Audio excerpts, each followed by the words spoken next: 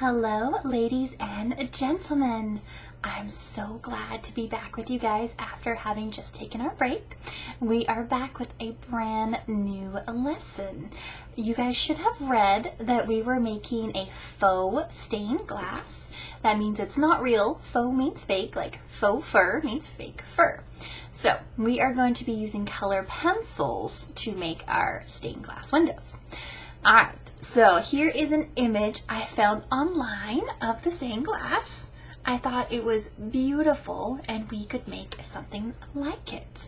So, you guys learned all about how to make stained glass from the wonderful video. If you haven't watched it, go back and watch it. You need to watch it first.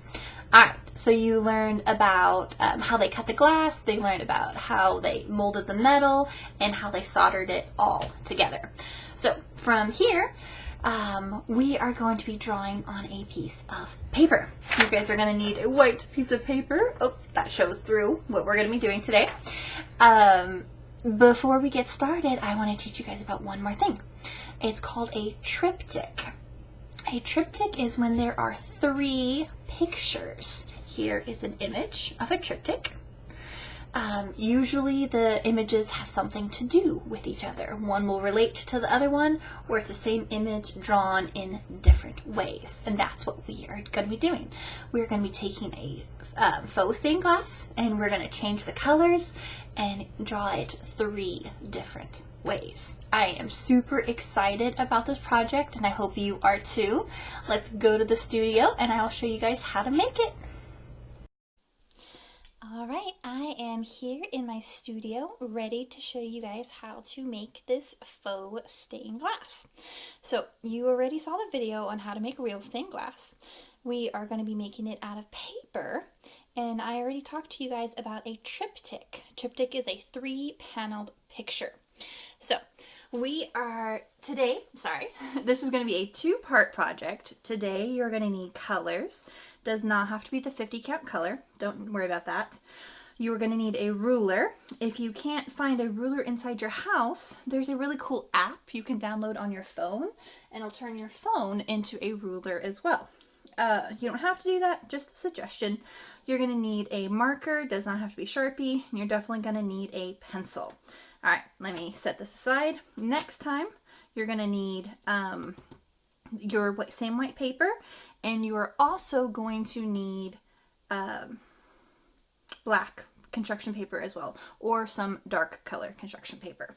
If you don't have any of that, of course, you can always just take a black color pencil or marker and color your edges black as well. Set aside. Then we're going to need the ruler. I have been working on this a lot, and I have figured out the best way to do this is to take your piece of paper, and around 3.5 inches, we are going to fold this piece of paper. So the fold should line up on the 3.5 inches. Start on 0, find your 3.5, place your finger there, fold it, connect it, then just fold your paper again in half. And fold it, open it up. And that gives you about the same size portions. So here it's about 3.5, here it's about 3.5, and here it's a little bit more than 3.5, but close enough. Alright, using your ruler, you don't have to use a ruler, but I heavily suggest you use a ruler. We need to make rectangles. So we're going to put our ruler down here.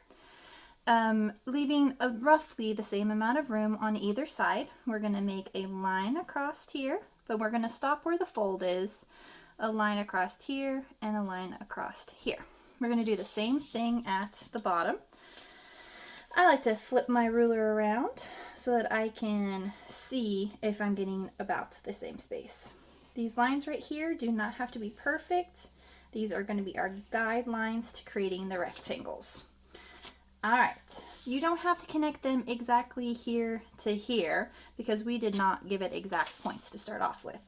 What we want to do is to make this side look even, like that. If your line comes over a little bit, totally okay, just erase it.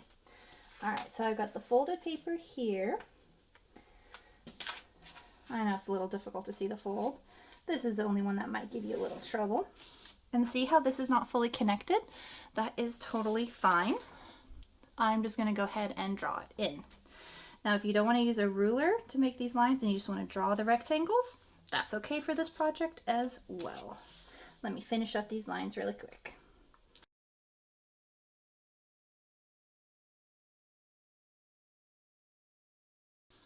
All right, I just want to show you guys how they won't always match up, and that is totally okay. You're just going to go back in, fill them in where you need to, and erase where you need to. As long as we've got 3 rectangles that are roughly the same size, and these are going to be for our triptychs. All right, so now that we have our rectangles, we are ready for some colors. Now let's talk about color choices. Oh, by the way, if you want to, you can also do all of your edges in Sharpie. I'm going to hold off on doing that until I have all of my lines drawn as well.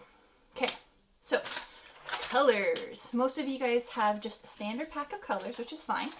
You can do this with markers, but color pencils or crayons would definitely be better.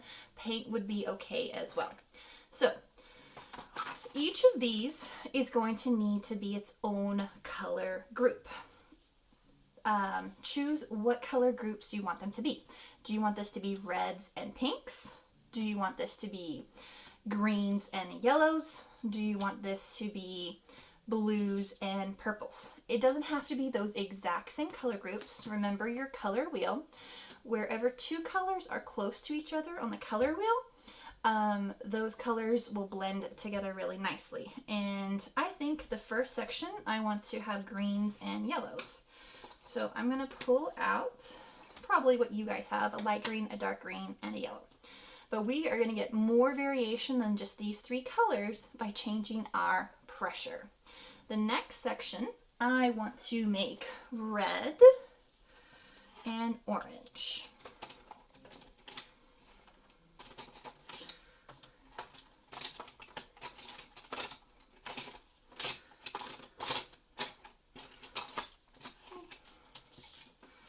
All right, and then the very last section, I want to make sure I do this differently. How about some purples and blues? You're going to have a light blue and a dark blue, and this is actually violet even though it looks like dark blue. I know that one looks a little bit more like purple, right? And that's my dark blue. Yes, that's my dark blue. Awesome.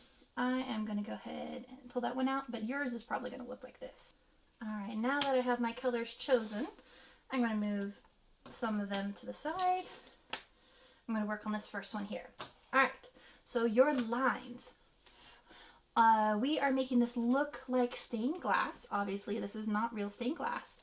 All of our lines is going to be where the metal would be, and then we're going to color the glass.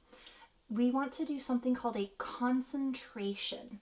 So up here, we're going to do a concentration of lines, and as they come on down, you want to have less and less lines. It's going to be the same thing with color. We're going to do a concentration of color up here and have less color as we come down. So we're doing a triptych with colors that are next to each other on the color wheel with a concentration of colors. Of course, the whole thing is abstract. It does not look like anything. Those are all your big art words for this project. Your lines can be perfectly straight or they can be wiggly lines. It is up to you. The original artwork had wiggly lines, but I am partial to straight lines. So a few lines are going to go all the way down. Remember, yours should not look exactly like mine. Yours should look like yours. And then I'm going to have lots of them going across. Oh, I went outside of my line a little bit. Just erase it. That's why we use pencil. And just keep going. Fill up the whole thing with lines. Not all your lines don't have to go all the way across. Some of them can start shorter. It's up to you. So I'm going to add a few more lines in here.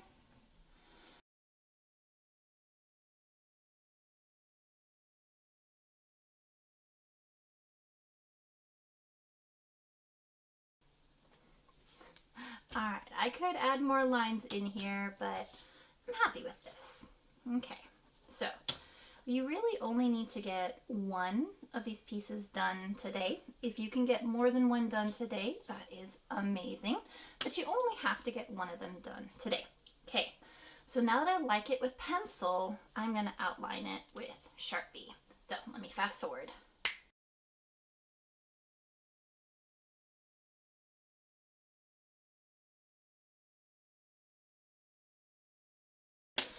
Alright, so I straightened up some of my lines with the Sharpie.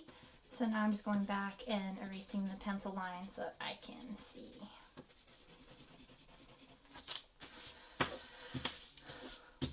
Make sure that you don't have too big of areas. You want to make sure you have these in small little sections so that you can get more colors. Alright. Now you guys already know about this. You guys know about pressure, the way you hold the pencil. The more pressure you put, the darker the color. So, my one pencil can actually give me 3 different colors. So right here I'm pressing normal, and then right next to it I can press super hard and it'll give me a darker variation on the color. I can switch over to my yellow, and then I can push super hard with the yellow, and I can also push super light with the yellow and get a very light color. On camera you can probably barely tell that there's color on there, but in person you can see it. So we're just gonna choose random colors. Try not to have the same color directly next to the same color. And if you do, make sure you change the pressure, the variation. So I'm going to make this one a super dark one. And then right underneath it, I can make the super light one. Even though that they're close together, they're still a different color. Let's just go ahead and fill in all of these different sections. Some of those places, I do want you guys to leave white. White will just give you another pop of color in there.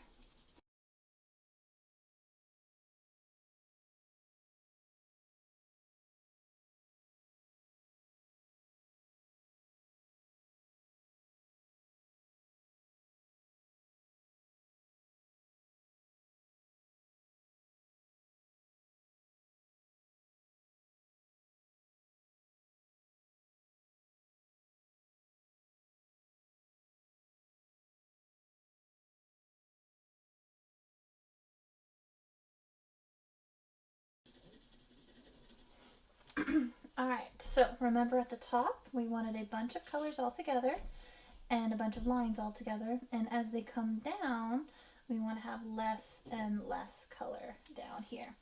I feel like this one right here needs a little bit of color. That way we have a good concentration of colors up here and then have them get down. Now remember, this is supposed to be abstract. If your lines aren't straight, that's fine. Just try not to have 2 colors right next to each other that are exactly the same. Don't have dark yellow and dark yellow right by each other. You guys don't have to do the same exact colors that I have done.